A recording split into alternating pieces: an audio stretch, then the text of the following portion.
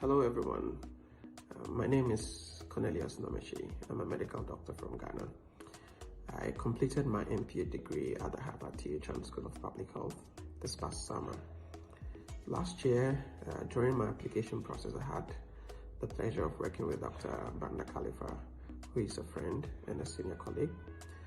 Dr. Banda's knowledge and experience of the graduate application process made it easier to write an outstanding personal statement, also aim for the right test course and finding the right people to write recommendation letters for me. He also gave me a really good insight about the funding landscape available for me for my education. I was able to get admission into most of the top schools that I applied for, including Johns Hopkins, Columbia University, Boston University, and then Harvard University. Yeah, so if you are actually looking to advance your studies and you're looking for a good and friendly coach, I'll recommend no other person than Dr. Banda. Hi, my name is Dr. Banda Khalifa.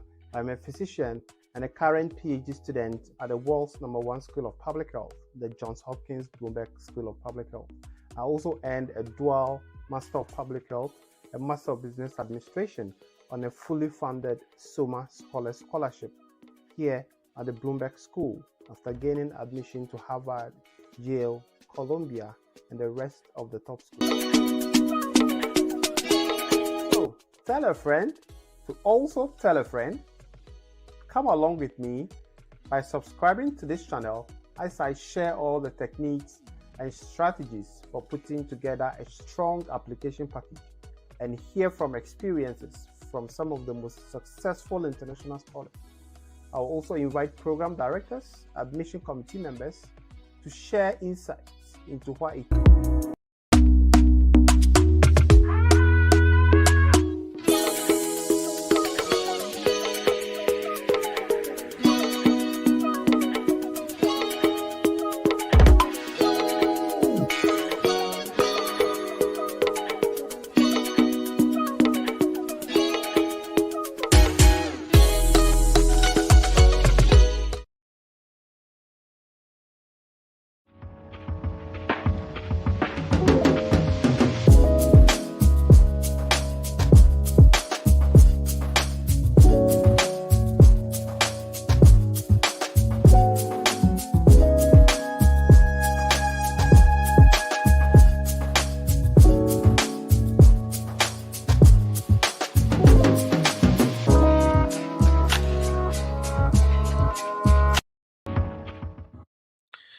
Good afternoon, good morning, good evening, everybody, depending on where you're watching us from. This is the Scholars Table. Your host, Dr. Banda Khalifa, PhD student at the Bloomberg School of Public Health. As promised, today we have a very special guest with us who has been part of at least multiple admission committees.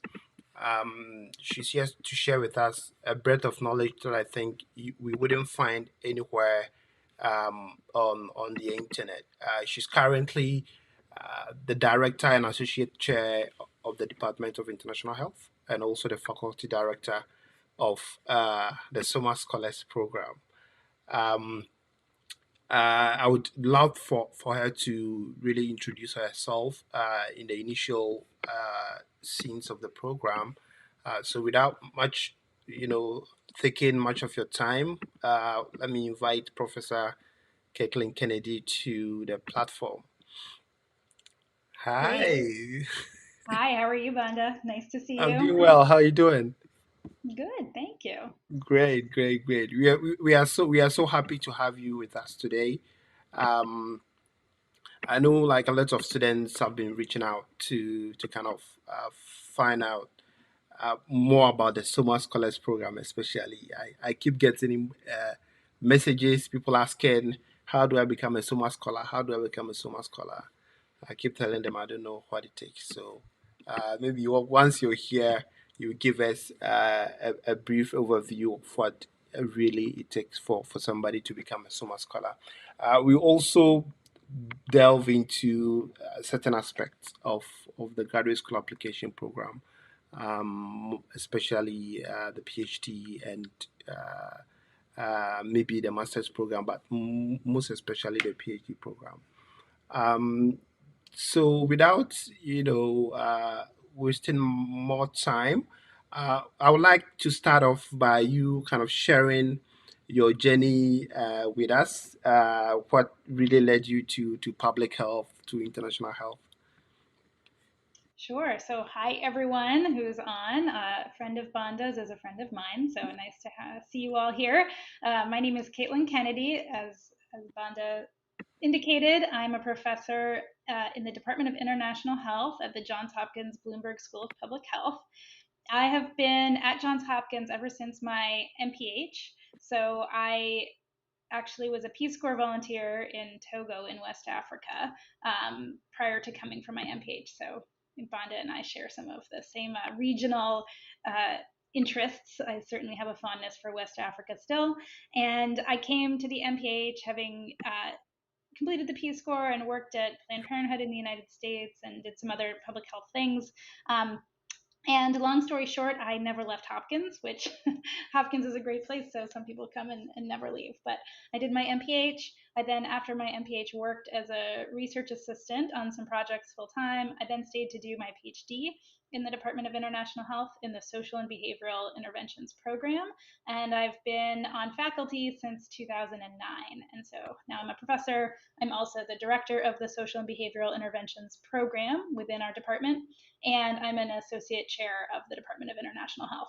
And as Bonda mentioned, I also I have now the privilege of directing the Somer Scholars Program, which is one of our premier scholarships for MPH students, really looking for outstanding potential future leaders, broadly speaking, in the field of public health. And as Bonda noted, I've been on admissions committees in our department, and happy to talk about both those and the Summer Scholarship. Where would you like to start? Yeah, it seems like you have a lot of things going on, from administration to teaching, to research. That's quite a lot. It's incredible the job you're doing. So I want you to paint a picture of the ideal candidate for a PhD program at the Bloomberg School of Public Health. I remember when I was applying for my PhD, I applied for both the International Health Department and then the Department of Epidemiology. So, what makes a student or a candidate ideal for the International Health Department? Sure, I will do my best. Well, of course, the obvious thing I'm going to say is there is no one ideal candidate for a Hmm. PhD Yeah. candidate. There's many ideal candidates, but I can speak to what we're looking for and what makes a strong application. I think that PhD is pretty different from most master's programs. Most master's programs are fairly broad, and the goal is to identify candidates who are strong academically, strong professionally, and can benefit from the type of broad exposure to public health that an MPH or an MSPH or another master's degree provides. At the PhD level, things get much more specific. So of course you have to still be a strong candidate in terms of having strong academic background, having a strong professional background, and in public health, in my experience, that matters quite a lot. Public health is an applied degree. And so we are, at least in international health, we are not just interested in students who have gone straight through school and never done anything else. We highly value professional experience in the field of public health, whatever that looks like. Um, and then, so having some good professional experience, having strong letters of recommendation, of course, people who can comment on your strengths as a student and your Hmm. promise for future research potential. But then also the fit is very important. And so it's important not just to be a strong student, but also to articulate why you want to do the PhD, of why you want to do the PhD in this department with these mentors and with this particular training. And to do that, it really helps to know where you want to be after the PhD. And Hmm. I always tell people, don't apply for a PhD just because you've always been going to school and you just have always been successful and just have always gone to the next level and have always kept doing the next thing. The PhD is really only needed if you need that degree to get the type of job that you want afterwards. And so in your application, the more you can think about who you want to be professionally after the PhD and kind of work backwards to say, okay, then given that's where I want to be, this is why I want to go to this PhD program, work with these mentors on these types of projects, and articulate, really the fit. And I will say we get lots of strong applications for our PhD program. Yeah. There Yeah. are so many strong candidates. And the best ones that really stand out are those that we think, you know what, this person, not only is this person a strong candidate, but they want what we can offer. And so if we can train them, they will benefit from what we can give them in this department. Yeah. Yeah. I think you've laid out a very clear um component of what it takes to be a successful PhD student at Johns Hopkins. I can only imagine the number of people and the kind of profiles that applied to the school. Thank you for giving us that insight. So I know you've kind of highlighted some of the specific indicators that you are looking out for. But if you are to pick your top three qualities in a PhD student or in a prospective student, what three things will you pick? Okay, let me think. So I think this is just a different way of giving further detail to what I just said. First, I would, I'm going to try to put this into one word. Let's see. I guess the promise as a future scholar. And by that, I mean, so that's number one, promise as a future scholar. And by that, I mean strong academic background, indication that you can handle the rigorous academic learning in this program, the coursework. We certainly don't want to admit anyone who's going to have difficulty making it through the rigorous coursework that we have. But also, promise as a scholar is a little bit more than just success academically up until now. It's also indication that you have the ability to be a research leader in the future. And that can be demonstrated in different ways. Certainly, it is demonstrated by your ability to publish or to be part of research teams that have shown that you have done, what we are doing in terms of having done research in the past. Yeah. But it also can be shown through your promise in that area, sometimes indicated through your personal statement, for example. If your personal statement is really strong and shows your ability to think through research questions, to think through where you would go with your research agenda, what key questions the field is grappling with that you would like to address, sort of indication that you have that promise as a future researcher and scholar, I think is number one. Number two, as I said, is fit. And by fit, I think the more specific you can be in your applications about why that department and even particular faculty within that department who you would like to work with, the better. Because what the admissions committee wants to see for PhDs is that they can see how you would fit into their existing department, who would mentor you, why that person or those people would be a good fit as a mentor for who you want to become in the future. So for that part, I suggest certainly talking with faculty, reaching out to faculty ahead of time who have interests and shared interests, and assessing what types of projects they might be working on that you would be able to join. And then third is, I guess I would say an element of creativity. And by this, I mean, we see many applications, and you don't need to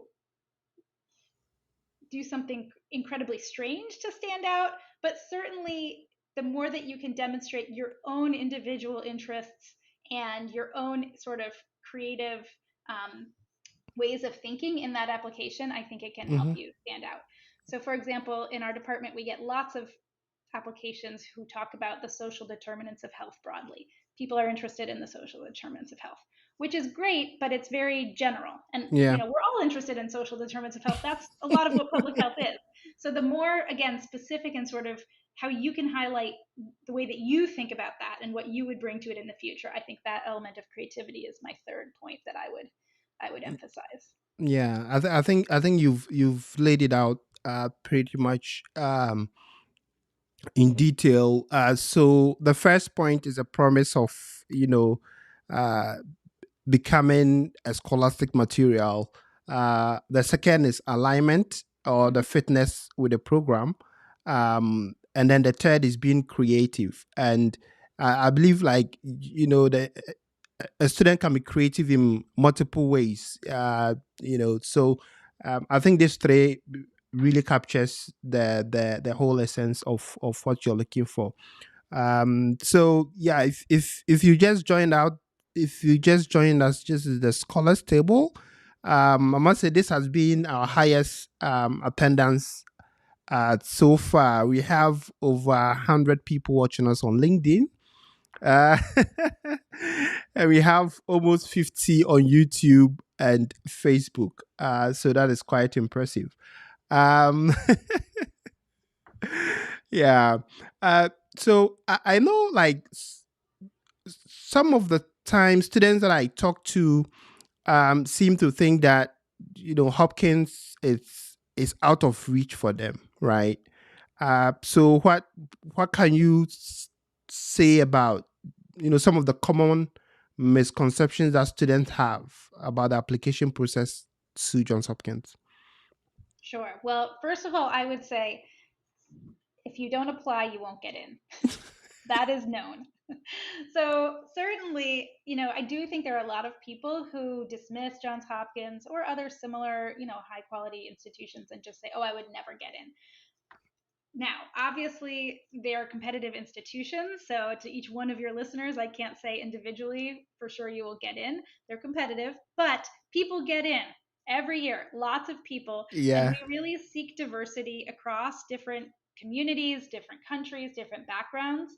One of the things about public health is that there is not one path into a degree program here. Hmm. So while certainly we have people who were medical doctors or working in public health before they come to the MPH or the PhD, we also have people who are working as journalists or lawyers Yeah. or veterinarians Hmm. or all kinds of different backgrounds. And that is actually really valued in public health, that diversity of experience, because public health is so multidisciplinary that there is no one path.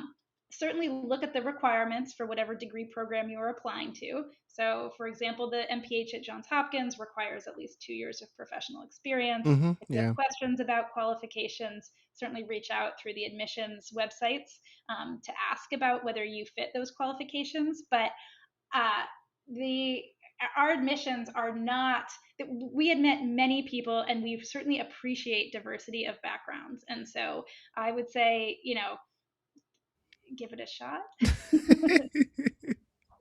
Yes, if you don't apply, you have automatically eliminated yourself. Yeah. So apply first before you think about the next steps.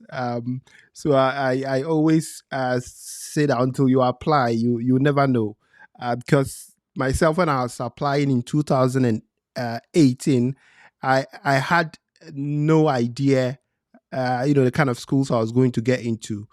So just put up a strong application and then apply and leave the rest uh, to happen. I know, like, you've shared a general overview of the ideal candidate, the schools or your program is looking out for. I want us to dive into one critical aspect of the application, which is the statement of purpose. Mhm. I know, like, each year more than 200 people apply to international health department or AP department, and then they end up picking no more than 20 out of that number. um so how do you see a successful statement of purpose, or what makes a statement of purpose stand out in the pool of thousands that you review almost every year? Sure. So yes, I think those statistics are probably about accurate for our program. This year, I think we had um, 70 applications for 2 spots. It's Two the spots. for the PhD program this year. Usually we have 3 or 4 spots. This year we ended with two, um, but Wow. in some years we have more applications than others. But and all of those applicants are, generally have master's degrees or prior medical degrees or other degrees. They're good candidates. We don't have a pool of people who are applying to PhDs without any reason. Yeah, So yeah. it is a difficult purpose. For all of our degree programs that I've been affiliated with in the Department of International Health and also the MPH program, we do holistic admissions, which means there are no cutoffs. There's no certain, grade point average you have to have, or we won't look at you. There's no, so we review the Okay. entire application, and Mm-hmm. we have two people who review the entire application. So I will, and I say that because the statement of purpose is important in the context of that larger application. So as part of the application, we certainly see, your background training, your grades, test scores, if those are applicable. In many cases, they're not now. Your CV, which is really important for your past work history, any publications you may have, things like that. But the statement of purpose is where it all comes together. That is where you have the ability to tell your story and to show the admissions committee how all those different parts of your background fit together, and importantly, why you want to do the PhD now. So, like I said, a key thing that makes certain people stand out over others is our feeling that not only are they a strong candidate, and most people are strong candidates at some level. Certainly, some people stand out more than others, but most people have decent grades and Yes. etc. Um, so what really stands out is people's ability to communicate again why they want to do that PhD, where they're going with the PhD.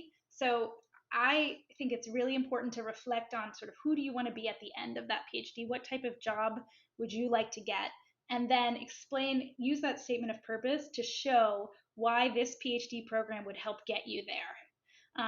Many people talk about their backgrounds, their experiences, which is great, but then you also need to connect that to where Yeah. you're going in the Where you're future. going. Because what I think is, a good but less strong statement of purpose is one that just expresses why I'm interested in public health. I've had some experiences and I'm interested in public health. And that's good, but for the PhD level, we really want to see, okay, well, in public health, you don't need a PhD to do many jobs in public health. That's So true. why this PhD, and what will this program specifically help get you there? And Mm-hmm. so showing your alignment with the program in that statement, and also showing how all those past experiences, how your past training, how whatever work experience you has sort of led you to the point where you want to do this PhD, and then again showing after the PhD where you're going. You don't have to know exactly this job in this organization, Yeah. this thing, but a general sense that this is, I have been thoughtful about my career trajectory, and I know that a PhD is needed to move me to the next, point in my career. That is really helpful.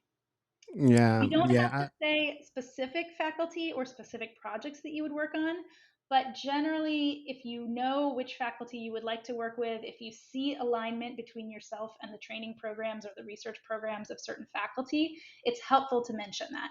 You don't need to limit yourself and say, I only want to work with this one person, but you can say, here are some examples of the faculty who I see that I would benefit from working from, the types of projects I'd like to do, the type of work I'd like to do, that kind of thing. And again, if the more that you can show a vision for not only where you have been, but where you hope to go in the future in your field. So in cancer epi, Yeah. what type of work do you want to do in cancer epi to move that forward?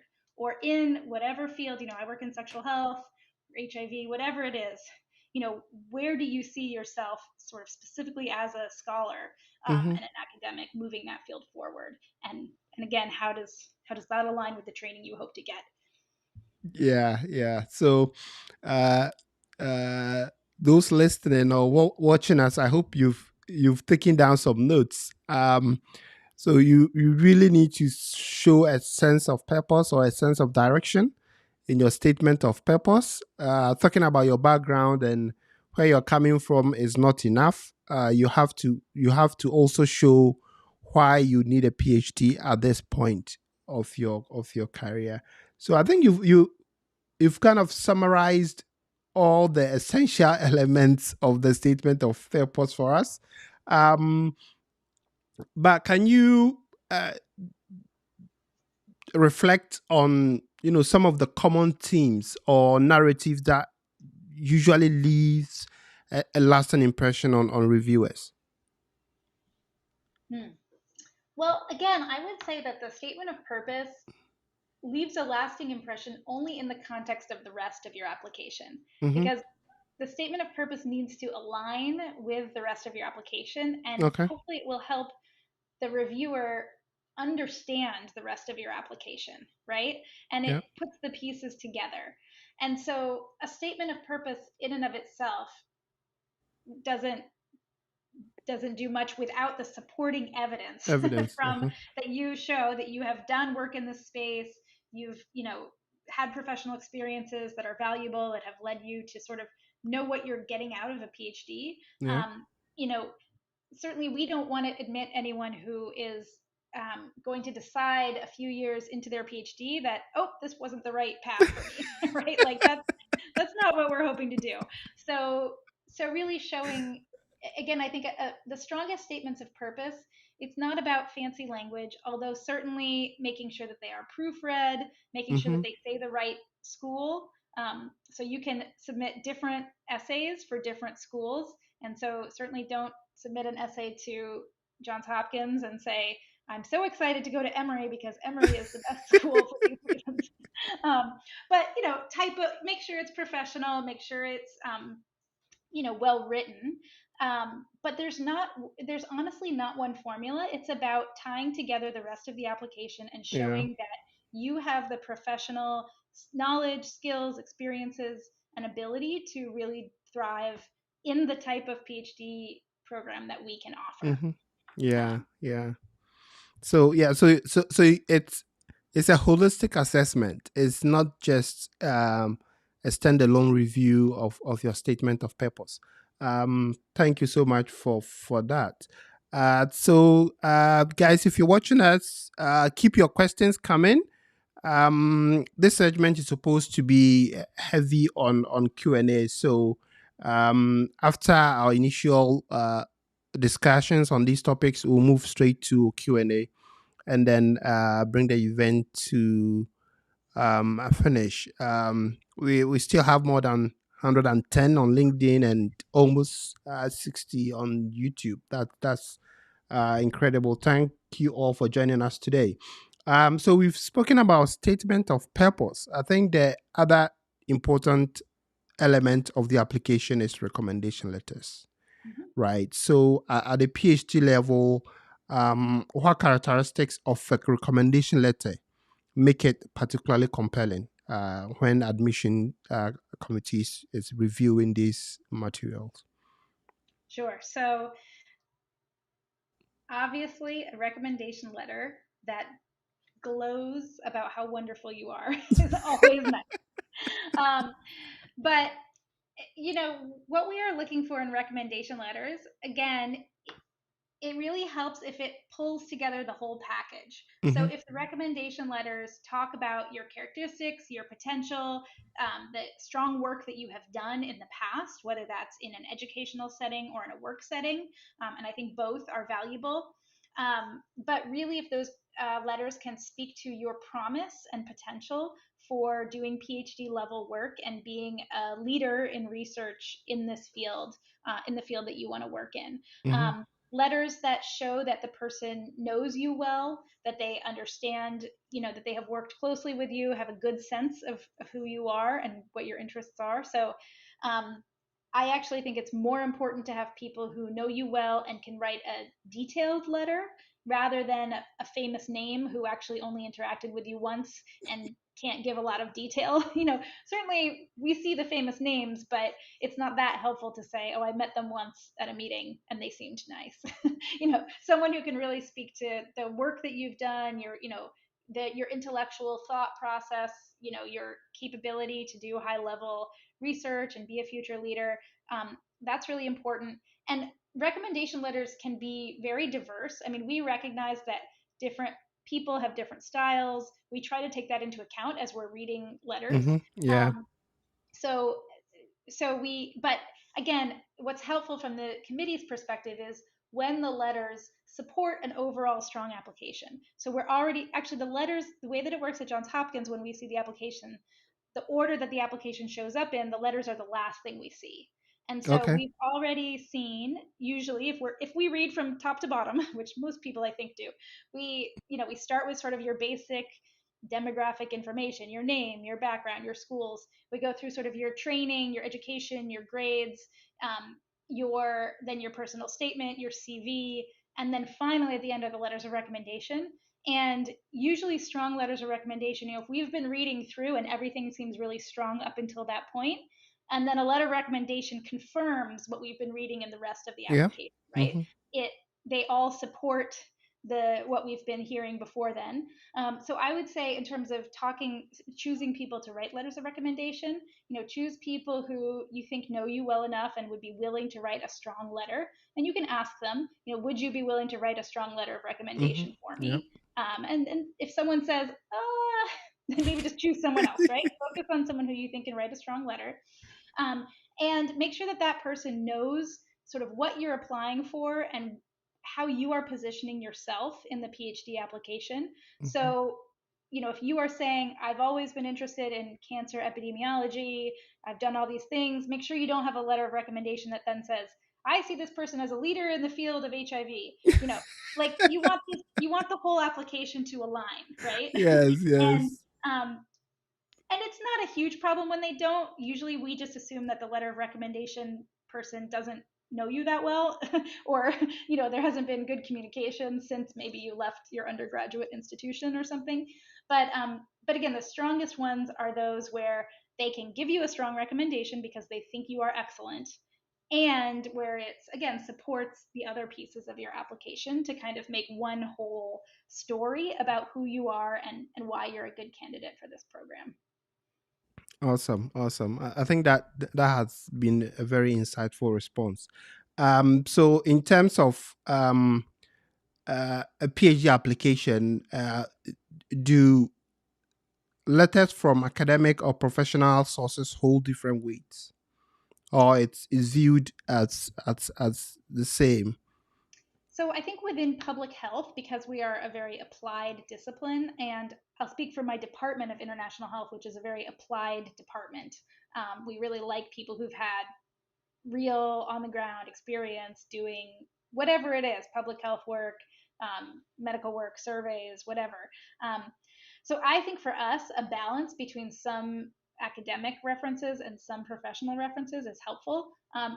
Again, as part of that strong application, almost all of our successful PhD applicants have at least some work experience Mm-hmm. outside of their educational training, and Okay. so having someone who can speak to that professional experience, I think is helpful in that overall application, showing that you're already a public health professional, you're already doing great work, and now you just need this PhD to sort of move you to the next level. But then I think at least one letter of reference that is an academic letter of reference that can speak to your intellectual ability and your Mm-hmm. ability, sort of in an academic setting or in a classroom. But again, all of them hopefully will speak to your promise as sort of a future researcher and scholar in the field. And again, in an applied field, I think both academic and professional references can speak to that, especially people who know you well, who know the type of work you can do, who know the type of thinking you can do, and the potential that you have in that space. I will also say, although this is not required, other people who have gone through a PhD or similar can be helpful, at least one or two, because they know what they are recommending you for, Yeah. right? Yeah. So people that doesn't need to be all of your letters of recommendation, but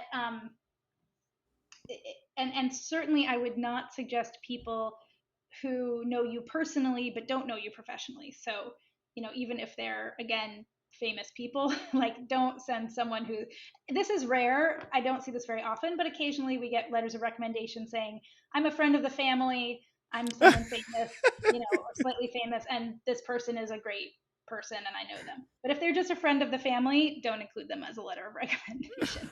This should be someone who knows you academically or professionally, Yeah. ideally someone who is in the field or in a related field and has the skills to speak to your potential within a PhD program. Yeah. I think that sums it. That sums up the recommendation letter bit. I wanted to talk about interviews. I know, like with some PhD programs, you must interview, and I think Hopkins is one of them. Um, what are some of the common mistakes applicants make during the interview process? I know someone who says, "Oh, my application is really strong, but the interview didn't really go quite well for me." What are some of the common mistakes that you've come across that students make in the interview process?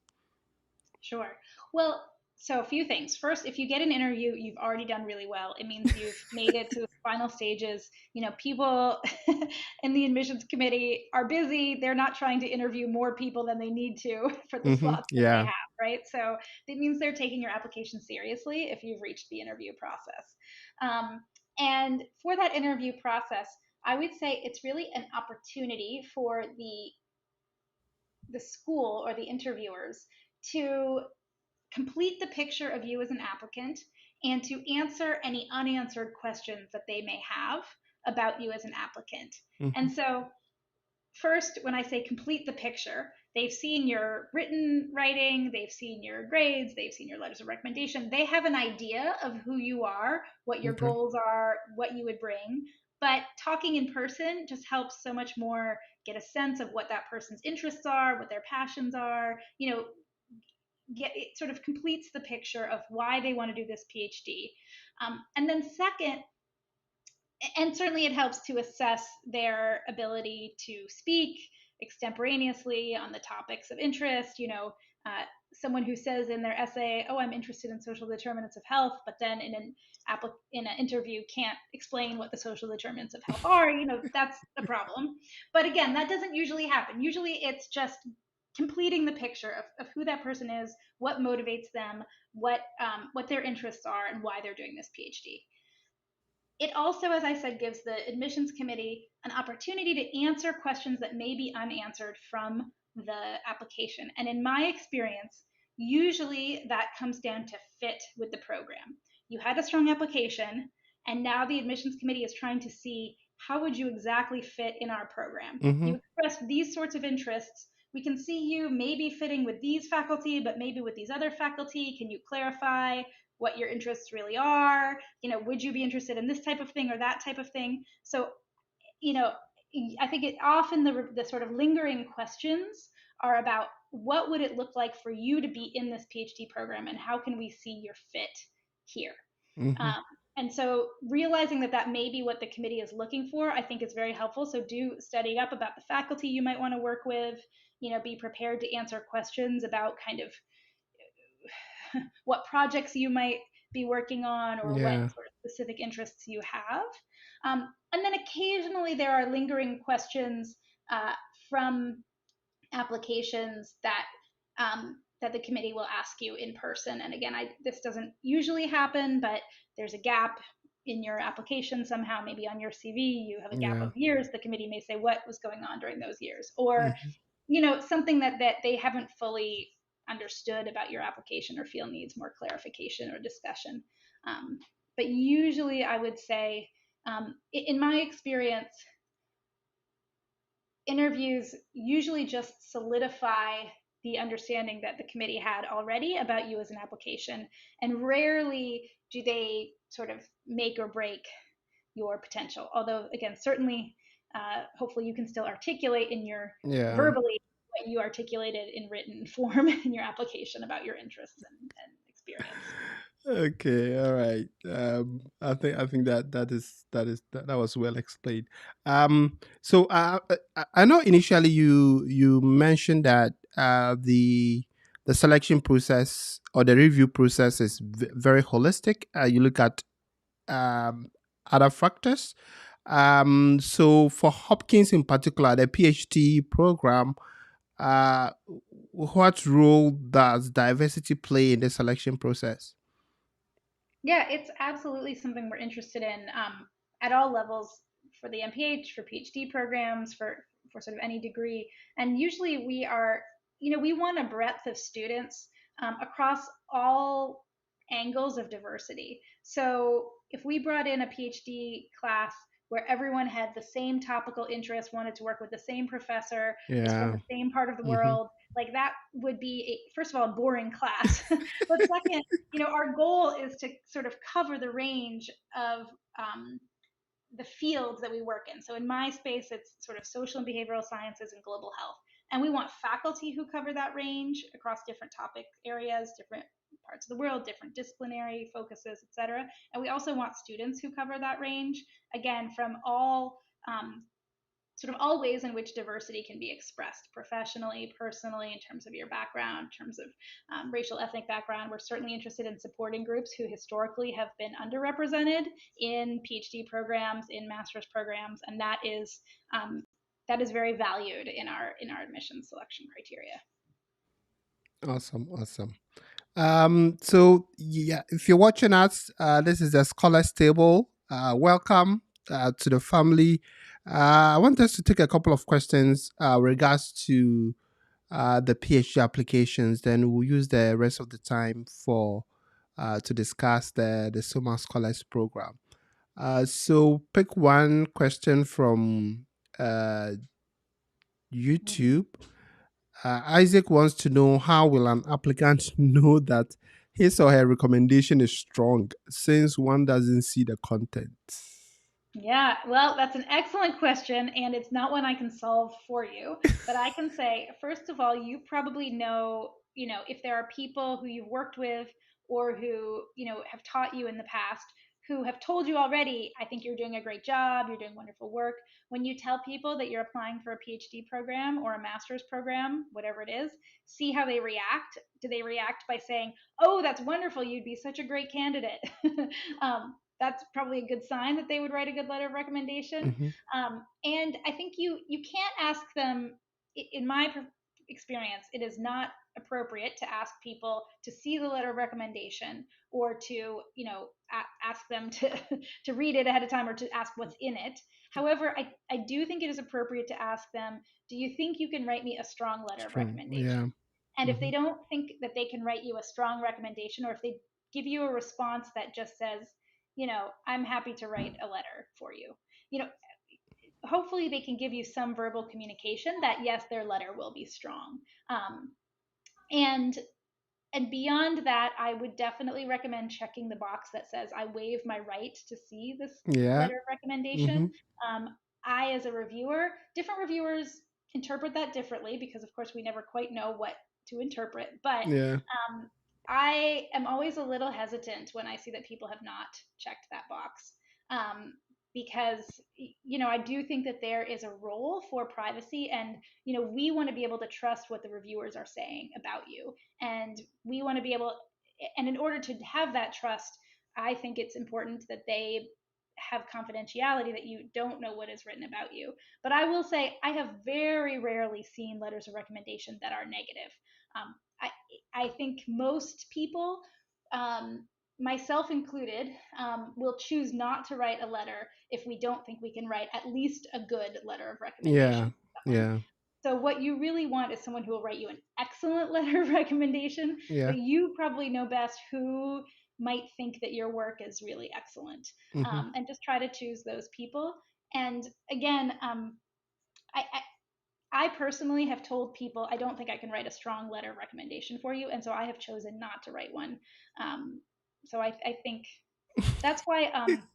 That's also why a specific letter of recommendation is helpful. Someone who knows you well enough that they can not only say, this person is great, I highly recommend them, but they can also give examples of, I worked with them on this product. They did a really good job doing X. They presented before this group and the group said X about them. So the specifics that help to fill in why they think you're a really strong candidate are also really helpful in a letter. Okay, great, Isaac. I hope you've gotten the whole essence of letting someone who knows you very well write you a recommendation letter. We have another question from Atika. I think this is from LinkedIn. He says, "Hi, I'm interested in the MPH program. My question is, can a strong statement of purpose and professional experience leverage my average bachelor's grades?" So I will say I'll make a general statement. So the general statement is yes, it can. Certainly, strong bachelor's grades, all things being equal, are helpful. But the farther out you are from your undergraduate experience, I think the less the admissions committee focuses on that as a marker of how you will do now. And so I think if you have, a mediocre but good undergraduate experience, certainly good professional experience, and a strong statement of purpose and strong recommendations can help to convey, again, the overall story of who you are now and why now you are in a very strong position to do this MPH, right? We have had people who come back to school after 20 years, and for them, like looking at their undergraduate grades from 20 years ago, I would say for the most part, we kind of discount their undergraduate grades, right? Yeah, Like yeah. that was a different person almost Mm-hmm, than the mm-hmm. 40-year-old who's applying now. The closer you are to your undergraduate time, the more I think you will need to sort of demonstrate, if you have average undergraduate grades, why you are now in a stronger position, or why your experiences since then have led to growth and professional experience. They certainly can overwhelm it, and I would say to still apply. But just in your application, make sure to sort of convey that professional experience and that strength that you've had since your undergraduate time. Awesome, The awesome. one thing is you can't control everything about your application, and things that Yes. happened in the past, we all have Yeah. things that happened in the past we would like to go back and change, but we can't. But so always focus on sort of the things you can control in the application. That's where you can, you know Mm-hmm, mm-hmm. again, and crafting that story of who you are and why you're doing this, what your goals are.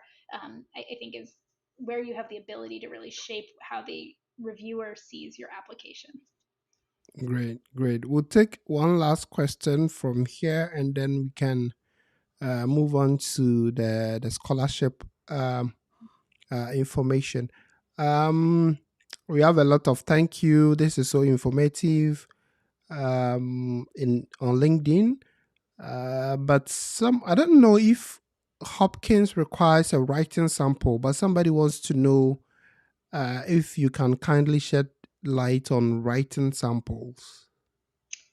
Sure, we don't require a writing sample for many of our programs, but certainly your personal statement is a writing sample, so I would make sure that it is well written and strong.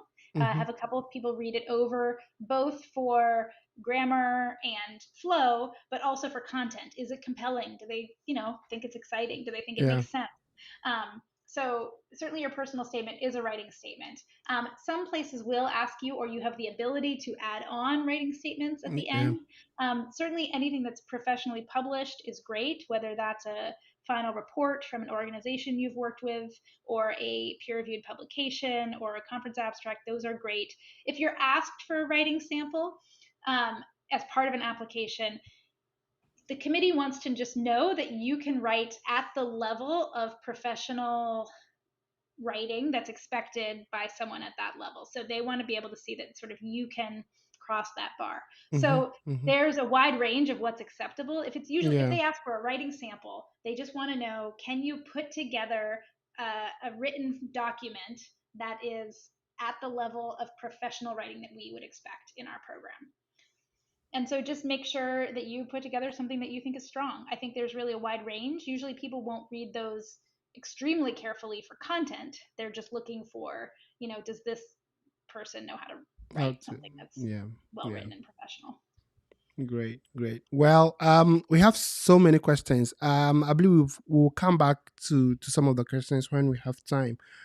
So I want us to go over the Summer Scholars Program. I have so many messages in my inbox asking about the Summer Scholars Program. I tell people that it's one of the prestigious scholarships at Johns Hopkins, but it's not as popular as some of the scholarship packages like the World Bank, uh, s- you know, Chevening Scholar in the UK, and other scholarships. So for those who are hearing the Summer Scholars Program for the first time, can you tell us a bit about how it started and what really makes it unique at Hopkins? Sure. So the Summer Scholars Program was founded almost 20 years ago in honor of Dr. Al Sommer, who was one of our deans of the School of Public Health and really a leader in the field of vitamin A supplementation and other epidemiologic research showing the benefits of micronutrients in child development and child mortality globally. So when we say saving lives millions at a time, Al Sommer is always one of our people who we hold up saying, he probably saved some lives millions at a Yeah. time.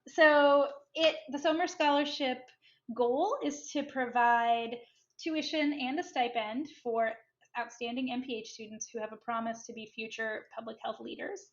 So, in addition to the stipend and tuition, which is obviously important for many people in the MPH program, we also do a leadership development series over the course of the year. So we have different sessions. Our goal is to bring the scholars together. We usually have about 12 to 14 scholars per year. Our goal is to bring them together to get to know each other as a group, as a cohort, and to do leadership development activities throughout the year. Okay. And so maybe I can speak a little to the Summer Scholars admissions process and selection. Yes, please do. Please do.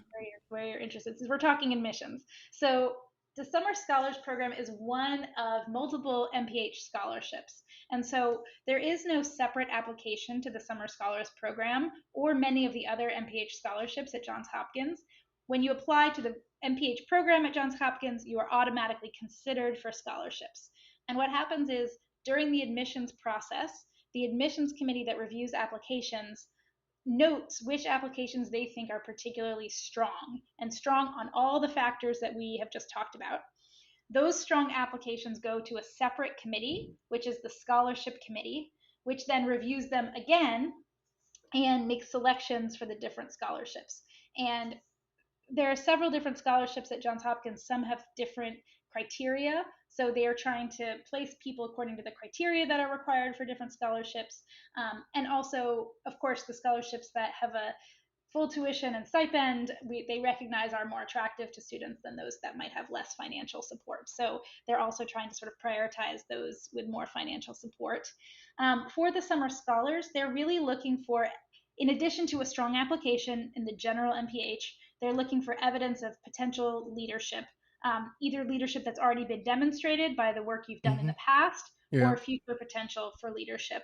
They are also looking for diversity in that summer scholars cohort. So they purposefully select, again, just as we do within the Department of International Health, select for people who have different backgrounds, different interests, some who are physicians, some who are public health practitioners, and then some of the other people, the lawyers, the human rights lawyer who wants to learn about epidemiology for their human rights training, the veterinarian, or the people with military backgrounds, people with just MBAs, people with a diverse range of experiences, and that is important in the selection of the final summer scholars. They want diversity in terms of the individuals themselves, so racial, ethnic background, countries where they're from. The Summer Scholars tends to be a very international scholarship program, so they certainly want a range of types of people and then a range of professional interests within public health, because the goal is to have future public health leaders then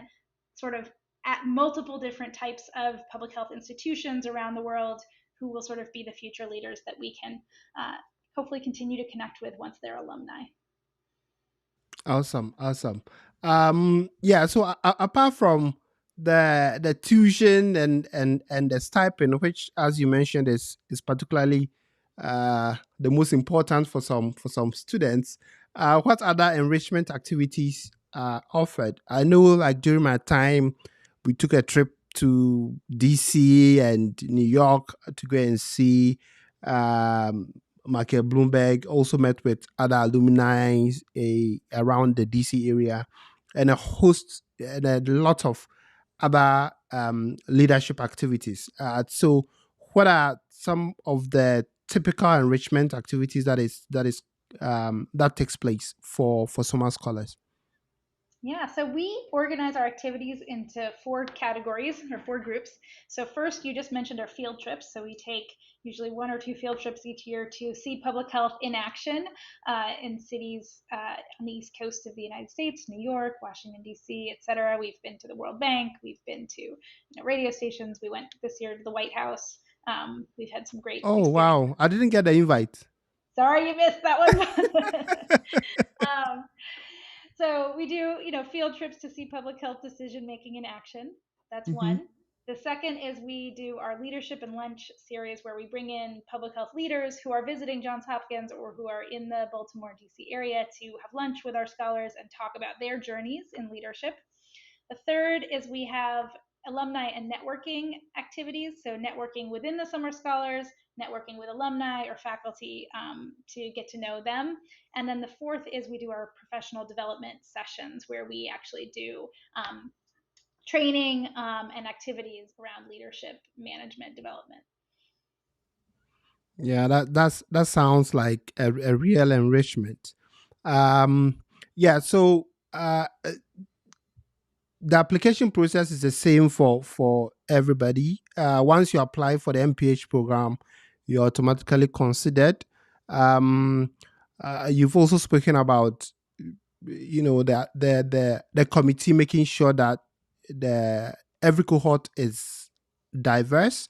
Do you typically have a quota for example, every continent, or is just based on experiences, or diversity in Yeah, experience instead of diversity in, let's say, location? I would say they are really looking for diversity in all elements. So, Mm-hmm. diversity of location and background, diversity of experiences, diversity of goals, sort of where you want to be Mm-hmm. professionally in the future. And it's a fairly small cohort. So, with 14 people a year, it's just trying to get the strongest candidates who also will not all be the same. So who will all bring some diversity, but we don't have quotas in terms of international or domestic students from the US. We don't have quotas in terms of different groups. We just, I think the committee just tries for general diversity across scholars. I will say also, because some of the other MPH scholarships have specific criteria, as the scholarship committee is working, they're trying to make sure that they find people to fill all the scholarships, right? So some of Yeah. the other scholarships, for example, the Bloomberg American Health Fellows, they have to be working at US based public health institutions. Yeah. And so Mm-hmm. people who Mm-hmm. meet that criteria may be more likely to be selected for that program than for the summer scholars, which doesn't have that criteria. So they're just also looking across scholarships, again, trying to give people sort of the most financially beneficial scholarships which they are able to get, but Yeah. also make sure that the different scholarships are covered. So I think that's one reason why our summer scholars tends to be more international, is because there are some other scholarships that focus more on not necessarily U.S. citizens, but people who are working with U.S. public health institutions, which tends to be U.S. citizens. Yeah, yeah, that makes a lot of sense. We are coming to a close. I'll take a couple of questions more, and then we can call it a day. This is from Taiwo. Taiwo wants to know how suitable is the Soma Scholars Program to food scientists passionate Very about suitable. strategic food products. Honestly, I think the summer scholars is particularly interested in leadership and certainly anything that's sort of a new and different angle in public health would be valued from the summer scholars program. So if you want to describe sort of how your interest in food science products, whatever it is, how that sort of has a specific and unique niche and is important within the broader public health landscape, how you see your leadership within that space unfolding over your career, I think that kind of thing would be very interesting to the summer scholars program. Again, I'm actually not on the selection committee for the summer Mm-hmm. scholars program. I just receive all the wonderful summer scholars. But I can say, I think they are looking for different backgrounds and different areas of interest. So anything that's aligned with public health in some way is potential fair game. Yeah, I think during my cohort we had one who was very passionate about food, food security and all that. So yeah, definitely. If your background and your profile stands out, you'll be considered. Somebody wants to know. Asta Subedi wants to know. Uh, is it also applicable to MSPH students, or it's only for MPH So students? the summer scholarship is specific to MPH students and specific to full-time MPH students. You'll find that different departments and different programs have different scholarships for different degrees. So it is a little bit specific to the degree and the nature of the program. But the summer scholarship is specific to MPH students. The anonymous donor who donated money and founded the vision of the program, that's part of the sort of program activities. And many of our scholarships were sort of donated by specific individuals or funded by specific individuals with a certain vision in mind of what that money would go to used for. So that's Awesome. kind of why Yeah. there's this patchwork of different scholarships across different programs. Wow, wow, great, great. Thank you so much, Professor Kathleen. I think this has been a very wonderful discussion, and hopefully, I would get less messages about these questions that we've discussed. But before you go, any last words for our listeners and our prospective applicants who are looking to apply this cycle? Just good luck. I know can be a stressful process. I went through it too. We all have gone through it. Your worth is more than where you are accepted to graduate school. But that said, we certainly hope we'll see some of your applications at Johns Hopkins. And yeah, best of luck. Thank you. Great, great. So, thank you so much, Professor Kathleen. Thank you again. Hopefully, we'll get to meet on campus once you're available. So, enjoy the rest of your day, and thank you so much for joining us today. Sure. Thank Bye you. And bye. thank you, everybody who tuned in. Nice to hear so many people. Take care. Bye. All right, guys. So, hopefully you had the opportunity to watch this insightful discussion. If for some reason you couldn't watch it, this it's also available on our YouTube channel, Dr. Banda Khalifa. You can always watch it when you have the time. Um, watch from beginning to end, because we've discussed very critical elements of the PhD application, and hopefully you'll be well equipped to use that in your application. Sorry you couldn't answer all your questions, but let me see the ones we have here that I can help address. Somebody wants to know, can we have her email address? I think if you go to the Hopkins website and you look at the faculty directory, if you want to get in contact with her, you definitely can. Can look for Professor Caitlin Kennedy. Yeah, so for those of you asking for her email, you have to go to the website, International Health Department, and then get that. Yeah, Brenda says, as an aspiring PhD candidate, this is informative. Thank you so much. Somebody's complained about network, so you can always go back to LinkedIn. Yes, go back to YouTube. This will be uploaded and available on our YouTube channel, Dr. Banda Khalifa. So if you're on YouTube, take this opportunity to subscribe. If you're on LinkedIn, you can follow me for updates on graduate school, AI applications, global public health, personal development, and other topics. What else do we have here? So it's all about thank you. Is it a must that a writing sample will be from the same field one is applying to? Yeah, so I think as Professor Caitlin indicated, a writing sample is just to show your written skills. So anything that shows that you can write a scholastic piece, that would be helpful.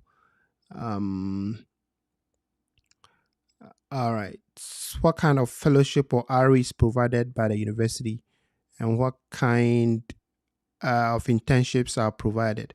I mean, if you are coming for the MPH program or a PhD program, you'll be overwhelmed by the number of research assistantship positions available in this institution. So it's always available for you. Is the Summer Scholarship for any public health course? Unfortunately, no. The Summer Scholarship is only for MPH. It's only for the MPH program. It's only for those who are coming for the MPH program. If you're coming for a PhD or you're coming for MSPH or you're coming for MSc, no, the Summer Scholarship program is not for you. But certainly there are other scholarship packages for other programs. So you can still go ahead and apply. I'm offering computer science for 4 years, but I have not completed it. Can I apply? Abesi, I would say that your chances of getting in is very low. If you haven't finished your bachelor's degree, you can apply for a master's degree. So finish your bachelor's, get some work experience, because the MPH program looks for at least people with 2 years of experience, work experience, in a health-related field. So being still in school, wouldn't be a good idea. Link for application and possible. So the link for application is always on the school's website. It's always on the school's website. They will show you the time or the date that the application will be opened, so that you can gather your materials and apply. So I think we've exhausted all our time. Thank you so much for being with me. This is the Scholars Table. Your host, Dr. Banda Khalifa. Hopefully, we'll get to talk again. I have a lot of exciting activities coming up, so make sure to follow, subscribe, and then be updated on our subsequent events. So have a nice day and enjoy the rest of the evening.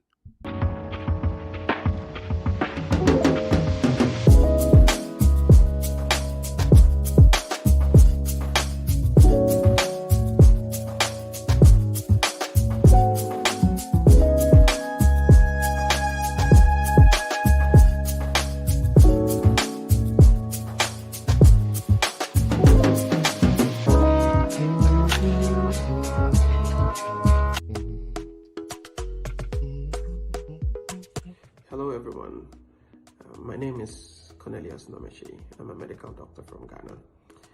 I completed my MPA degree at the Harvard T.H. Johns School of Public Health this past summer. Last year, during my application process, I had the pleasure of working with Dr. Banda Khalifa, who is a friend and a senior colleague.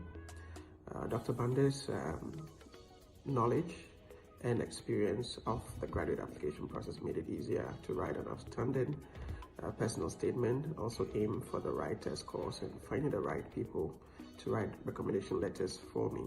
He also gave me a really good insight about the funding landscape available for me for my education. I was able to get admission into most of the top schools that I applied for, including Johns Hopkins, Columbia University, Boston University, and then Harvard University. Yeah, so if you are actually looking to advance your studies and you're looking for a good and friendly coach, I'll recommend no other person than Dr. Banda. Hi, my name is Dr. Banda Khalifa. I'm a physician and a current PhD student at the world's #1 School of Public Health, the Johns Hopkins Bloomberg School of Public Health. I also earned a dual Master of Public Health and Master of Business Administration on a fully funded SOMA Scholars Scholarship here at the Bloomberg School after gaining admission to Harvard, Yale, Columbia, and the rest of the top schools. So, tell a friend to also tell a friend. Come along with me by subscribing to this channel as I share all the techniques and strategies for putting together a strong application package and hear from experiences from some of the most successful international scholars. I'll also invite program directors, admission committee members to share insights into what it takes